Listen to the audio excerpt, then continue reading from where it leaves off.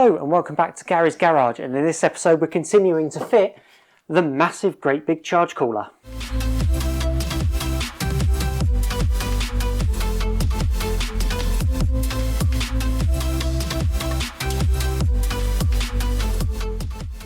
So last time we started cutting up the charge cooler, taking off the end tanks and remaking those, and today we're going to start off by trying to make some brackets to mount the charge cooler to the body. We'll start with this back edge, which will be near the master cylinder reservoirs.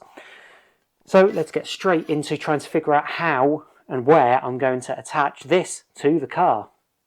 So because the charge cooler is going to be mounted to the body and not the engine, I'm going to need to have a little bit of movement on the charge cooler, just so that all of the movement isn't purely on the silicone hoses that joins the engine to the charge cooler, because they're going to be quite small. So I've got a couple of options for how I can attach them. I have some exhaust mounts. These I think are from a classic Mini. So they're quite bulky, but they are rubber. I then have smaller sort of cotton reel mounts, really tiny ones there, an M5 thread, whereas those are more like a M8. And I also have these style, which will have a sleeve through them for the bolt to go through, and then they can sort of go round a piece of metal like that. So I've got those three options. I just need to have a look now at where I can actually make the brackets and which of these might be the best option for mounting up.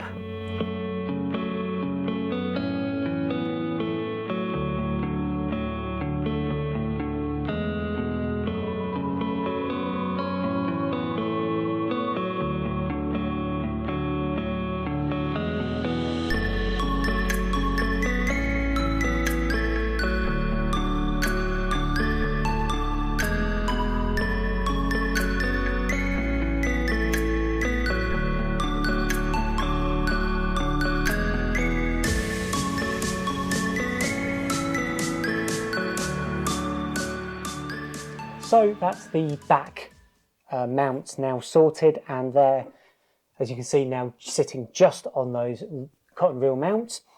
And next thing I need to figure out is what I'm going to do about the front. So because these rear ones are quite close to the middle, I want to try to spread the front ones out a little bit wider if I can.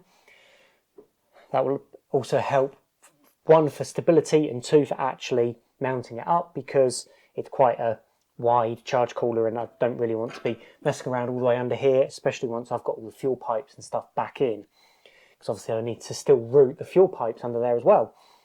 So I shall have a bit of a head scratch as to how and where I'm going to mount the front and side mount, because obviously I need to clear the throttle body and need to sort out over here as well. So I shall go and get myself a cup of tea and have a look at what I'm going to do with this.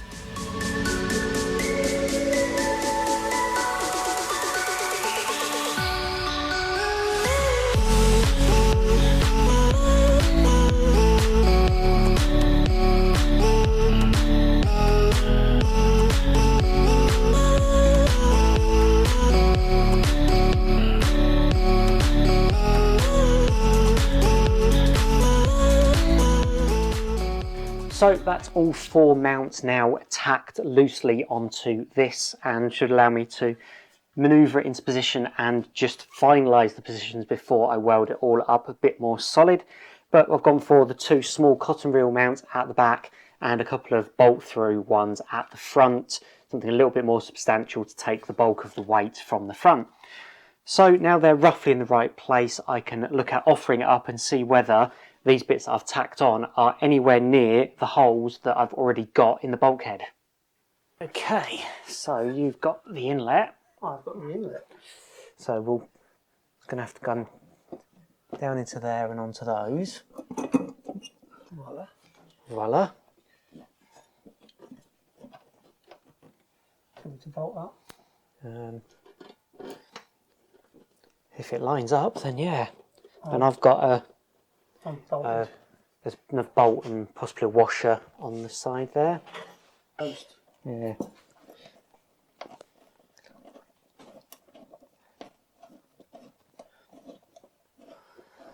The bloody engine. Okay, that's gone down finger tight. One's not right down. Yeah. Oh, it's right there. Oh, Don't do it too. no. That riv nut spins a little bit.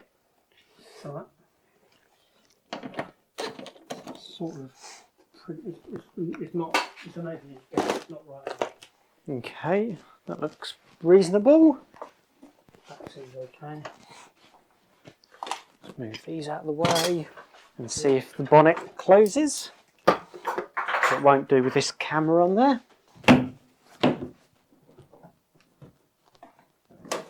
The question is, does it still touch when that's lifted? When that's lifted, because I want to lift that slightly.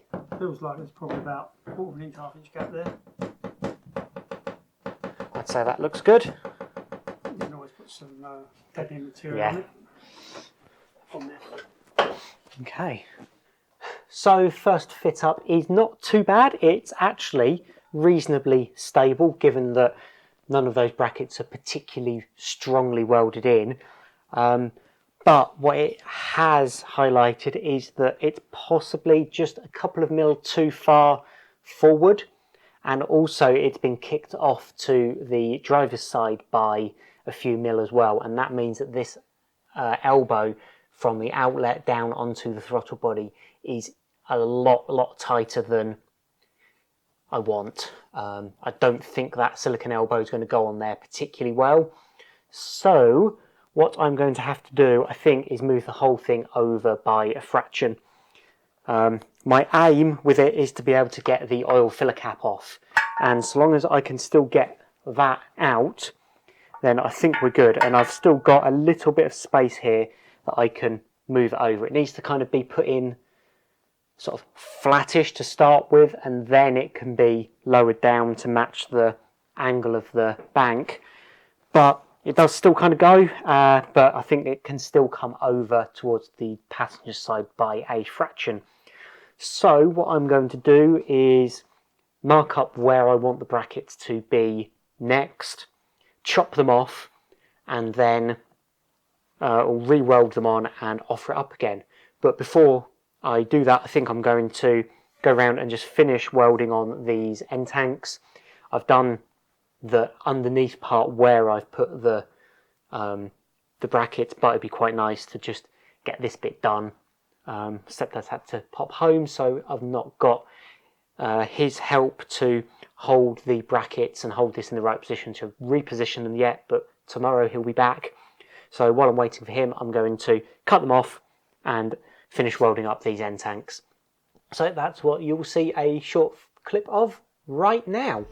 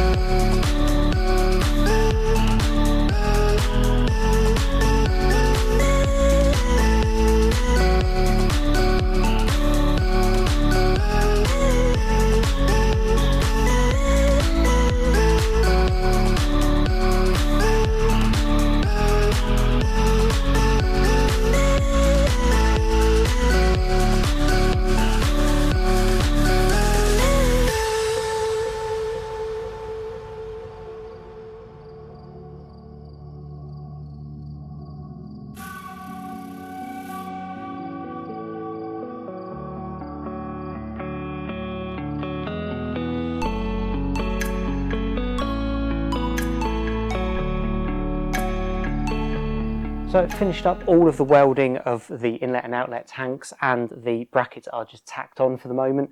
Before I go any further though, because these front mounting brackets go over the welds that I've done for the end tanks, I think it would probably be a very good idea to do a pressure test on it. So much like I did when I was making all the chargecooler stuff and the expansion tanks last year, I'm going to pressurize it up using the air compressor, and I'm going to actually just spray some water over it.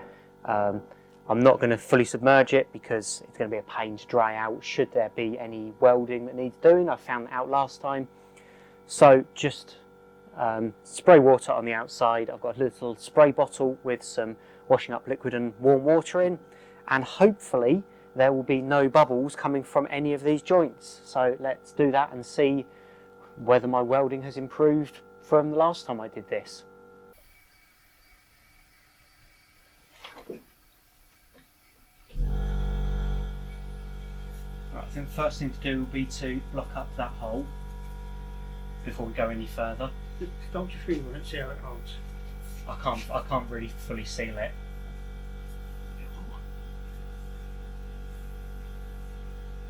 If I can help it, I don't want to get the joint wet before we start. This is leaking as well.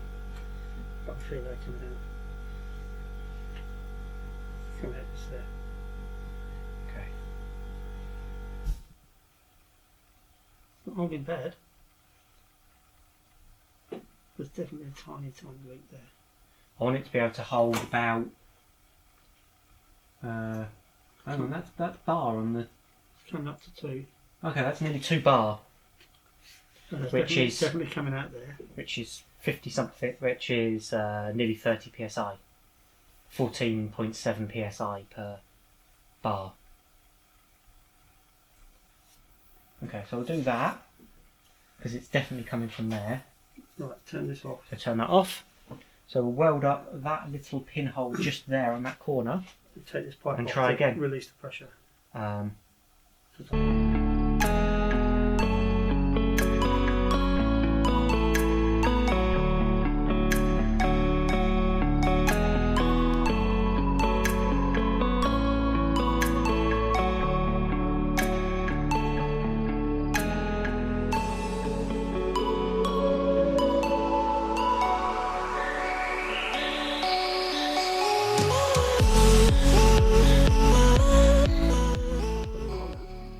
Yep.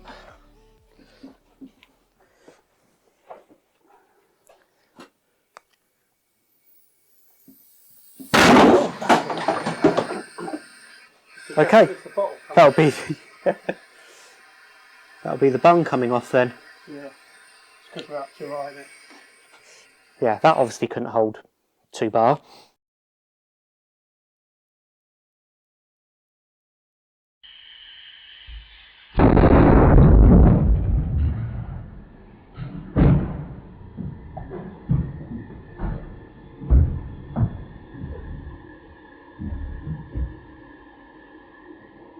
No. Well, you read that around. Yeah, Just blew it out. Not just blew it blew it out.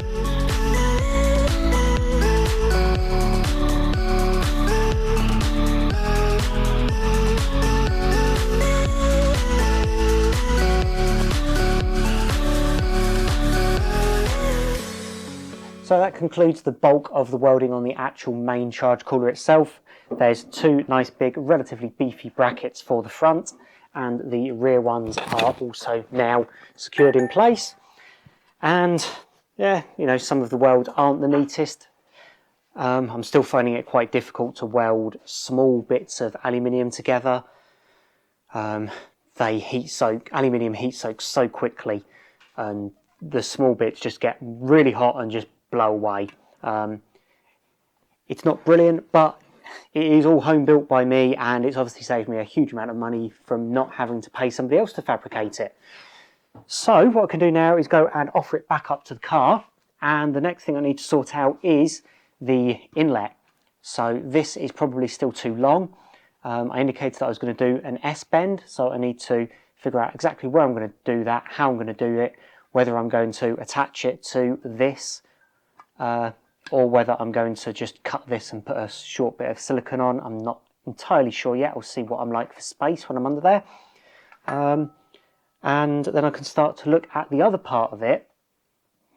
Well, I say the other part of it, I was going to say the radiator, but I also need to think about the inlet air temperature sensor, which has to go on the outlet side. And I need to figure out what I'm going to do with the water inlet and outlet. So yeah, there's still more work to do on this, but I think the next thing I'm going to do is sort out this S-bend for the inlet.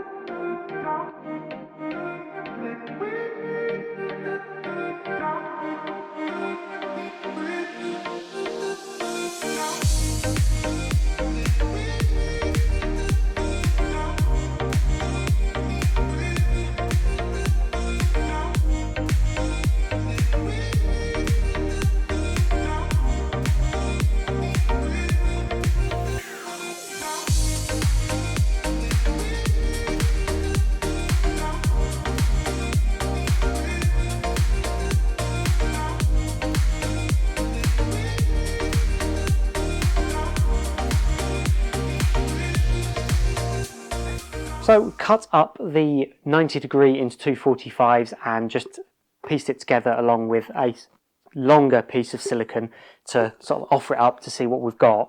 And the sort of the sizes are kind of right. Looking at it from the top, they all line up. As I shorten this and shorten these, they will stay in sync. I've kind of done that by eye without the silicone in place. My original plan was to join these together as one solid S-piece and then just use either a silicone at each end or weld it onto the charge cooler and just use a single piece of silicone, which will minimise the number of joint and Jubilee clips. However, looking at it here, it is all exceptionally tight, and what I think might be better, having looked at it and talked it through with Steve, is that we're going to try at least some 45° silicones with just a short straight piece of solid pipe to join them. So what that will do is it will still give us the rough shape that we need, but a lot more flexibility, because getting this in is going to be just a pain. So the more flexibility I can build in, the better. The reason I didn't really want to do that in the first place is that silicone has the potential that it can expand slightly when under boost pressure, so I wanted to minimise the amount that could do. But to be honest, I'm only going to be running 1.5, 2 bars maximum. There's only going to be a very short length of silicone anyway, so it's not like I'm running 8 foot of silicone hose at 3 or 4 bar. So I'm not going to have that problem of expanding, and there's such little volume here that even a slight expansion is really not going to affect the performance. And the car is so light anyway that I struggle to get the performance and the traction down anyway, so why am I really bothering? So I'm going to order up a couple of silicone 45s to redo this bit.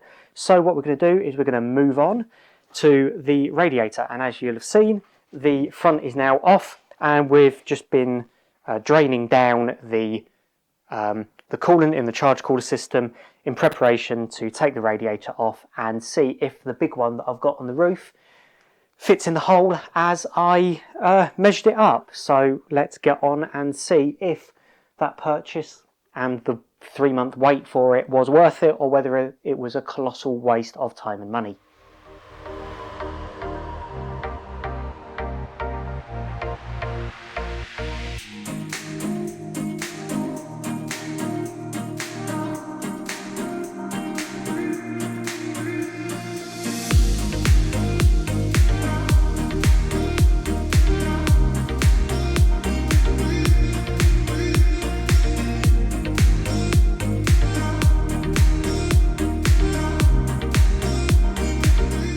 So we've offered the new radiator up to the front, and that's looking really nice. It sits really nicely in the opening in the front of the flip front. So what we're looking at now is how to actually mount it to support it at the bottom. And what it's looking like the best thing to do is to just reuse these mounts that are on the bottom of this radiator, if I can not throw coolant all over my foot. So these are just little pegs with a rubber piece on it, little like rubber T-piece with a hole in the middle. And what we're thinking of doing is taking off this whole bit of bracket. It looks like it's just been sort of put through 2 little pegs and the ends just folded over in order to hold it in place. So we're hoping that we can just grind or drill off the ends of these, take this off, and then attach them in pretty much a similar fashion to the new radiator. So that's what we're going to try to do next.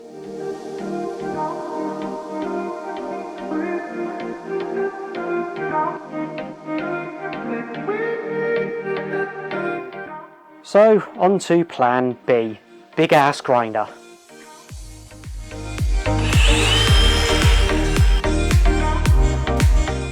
So that's the rubber mounts from the bottom of the old radiator now on this one, and that's in pretty much the position I want it.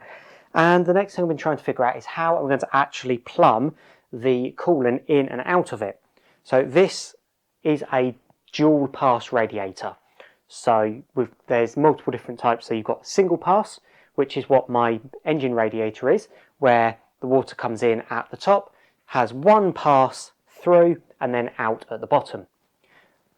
So this is designed for, this is a dual pass, so this is water in one side, it goes across the top half into the end tank and then back along the bottom half to the outlet.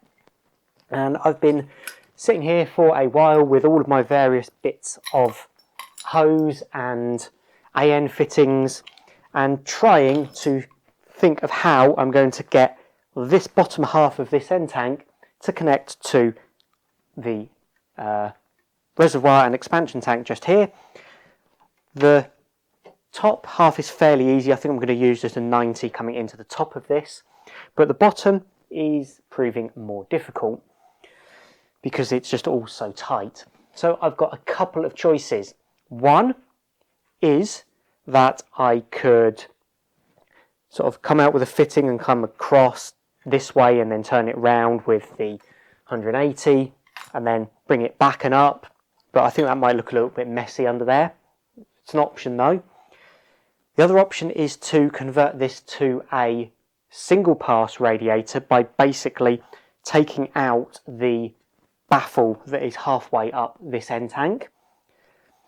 But that does reduce the efficiency of the radiator slightly, and that's not really what I want for the charge cooler. I want it as efficient as possible. So the third option is that I could maybe look at converting it into a triple pass radiator. So that will be, come in at the top, use the top third, come down, baffle, come across, and then we do a loop in this end tank, back across this way, out the bottom, where I can then use a 90 degree, bring the hose along here and up into there. So it will be a piece of hose running along the bottom, but it will look neater maybe than a concoction of fittings and 90s and 180s and stuff. So that is a possibility. So what I'm going to do is order some more fittings, enough so that I can do both options. And when they all arrive, I'll see what it looks like with the keeping it dual pass concoction of stuff down here. And if not, then I can go to the other option, which is to try to make this a triple pass. So it's now a couple of days later from the previous clip, and the eagle-eyed amongst you will spot maybe that the radiator is now upside down compared to where it was.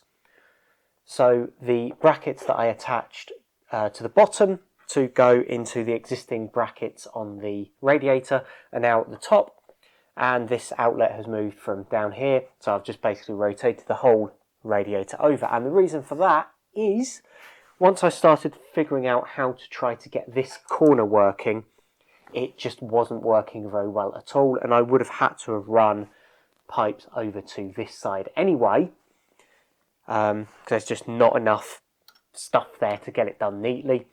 And while I was at it, I didn't really want to mess too much with the end tanks and make it either a single pass or a triple pass, so I thought, why don't I just keep it a dual pass and make use of fittings and basically bring the inlet and outlet in on the driver's side rather than one up here and one down here, or both over here.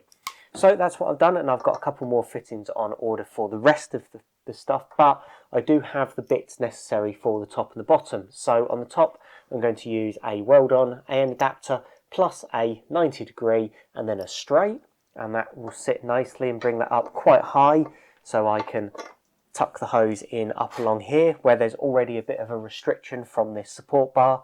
And then at the bottom, I'm going to make use of the banjo fitting that I cut off of the charge cooler itself, and that will go onto the end of that tank there, and that will allow me to bring that across the bottom and quite here nicely to this pair of 45 degree angles, which brings this outlet down quite nicely just under the bottom of this new radiator. So that's what I'm going to do with that. It does mean chopping these off and moving them again, but that's why I only tacked them. And I should then also not have to do anything with this. So this banjo on the bottom will become my drain, and this will be an air bleed at the top. So I'll be able to get the air back out of the radiator. And I've also figured out what I'm doing with the actual charge cooler itself. So I'm not going to be refitting this banjo, but I will be using a weld-on fitting. So I can now start to get all of these fittings back on in the right places and start to sort out the plumbing side.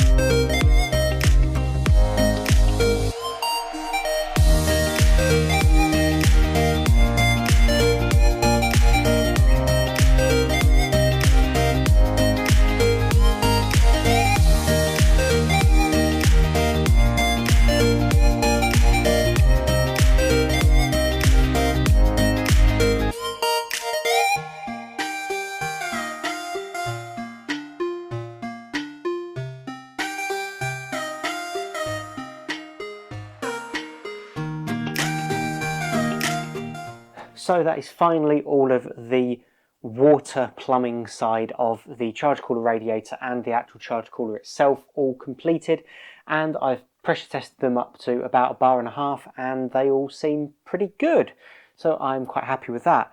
The only thing that's left really now is to secure these hoses, top and bottom here, and secure the top of the charge cooler radiator up to this top support bracket. And obviously I couldn't do that until I'd got the hoses in place. I didn't want to get the hoses in place until I'd tested that everything was all pressured. So that's the next thing I can do. And I also need to look at the S-bend up on the top here from the Y-pipe into the charge cooler and finish off doing the silicone elbow from the outlet into the throttle, and then that should be the charge cooler side of things done. However, I have, of course, now covered up the space where my fuel pipes were and my fuel pressure regulator. So before I can really start to put this together too finely, I'm going to need to figure out where I'm going to mount the fuel pressure regulator again and exactly how I'm going to route the hoses to that. And I also need to very slightly reroute these electrical cables because they were kind of coming through the space here by the oil filler cap, and there's now a bracket in the place. So I need to make sure that I clear that as well. Never ending. But I shall crack on and be back in a moment with another progress update.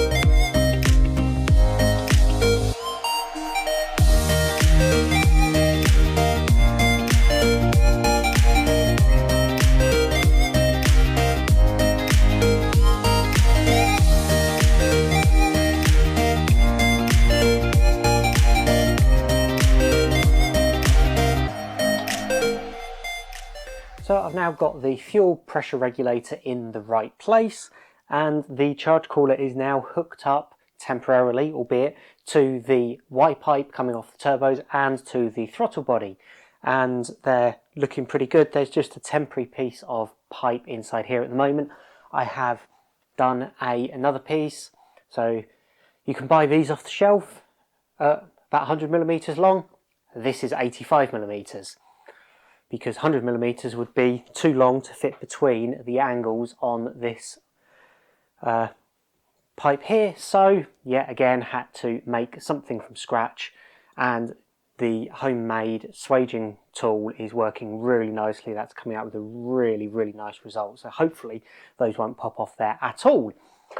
So the next thing I need to look at is, and then it's hopefully nearly done, is the temperature sensor, which needs to go on the outlet side somewhere. And I also have a blow-off valve. So this is the one I had before, and this needs to sit on a 25mm barb with a small length of hose, and it doesn't really look brilliant, I don't think, although it is functional. So I have got myself a alternative, and as you can see, this is quite a bit larger. So this is a 50mm inlet as opposed to 25mm, so it should flow more air and relieve the pressure even quicker. Height wise, once you put the two together side by side, and with the silicone hose, it kind of ends up about the same, but this just looks a little bit bulkier and, well, just a bit beefier and a little bit nicer, really. So I've been trying to figure out where to put it, and it does come with this mounting boss. Obviously this is a V-band clamp, so this comes off for welding, and it does come with pre-fish mouthed, ready to fit onto a pipe. So potentially I could go for it about here-ish off the inlet. The advantage to putting it on the inlet side is that the hot air from the turbochargers will come in, and before it goes through the charge cooler, it will be vented out to atmosphere. So it stops putting a little bit of heat through the charge cooler system. The other place I thought of was on the outlet over here, kind of pointing up towards the steering wheel. But I need that area really for the temperature sensor, so I'm going to kind of leave that area for the temperature sensor. So the place that I've decided on is going to be tucked in here between the reservoirs and the fuel pressure regulator. That sits in there quite nicely. Once I take off the fish mouthing from this and just straighten it up, that will sit it a little bit closer, and being V-band, I can rotate and this clamp round to make it fit in just the right place. And then there's the air, the vacuum feed that goes onto the top of it, and that's what holds it closed while you're on boost, because you have boost pressure on this side, boost pressure on this side, and the force of the spring all holding it closed. Then when you go off boost, you have boost pressure, or off throttle, sorry, you have boost pressure coming in this side, you have the spring trying to push this way, but you also have the vacuum from the engine pulling, and that allows this valve to open up, and that's what lets out all that excess air, and that's where you get the psh kind of sound coming from when you come off throttle. Without this, then all of that air that comes through hits the throttle body, has nowhere to go, so it basically bounces back and goes back through the turbos, which does have a very cool sound. If you listen to a lot of rally cars, they run without one of these, but they are also replacing their turbos every couple of 100 miles, and I don't quite have the budget of a rally team to be able to do that. So a blow-off valve it is, and I think I'm going to go for it over here.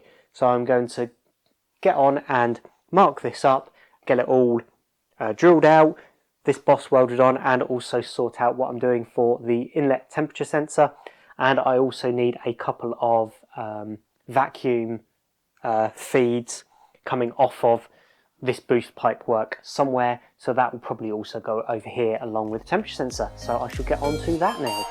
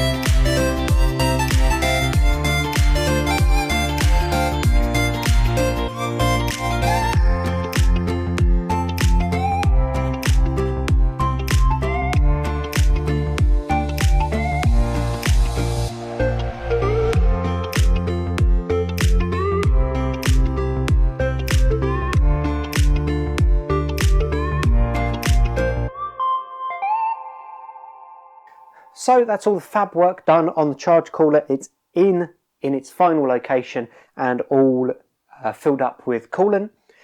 I was really hoping to be able to get it out for a drive in this episode, but unfortunately that just hasn't happened. There's been some other things crop up. For example, the weather has been quite bad and very windy here in the UK, and the hinge on my gate snapped, and that allowed it to go all over the place, ripped the bracket on the wall for the post away slightly, so the post was moving around, and that was all just fun to try to sort out. I had to end up 3D printing a replacement hinge in the short term for the gate motor. So that's all up and running, and I can at least get the cars out again when I've got a chance. So I had 3 cars held hostage this side of the gate because I had to screw them together. So yeah, unfortunately that means that this can't get out.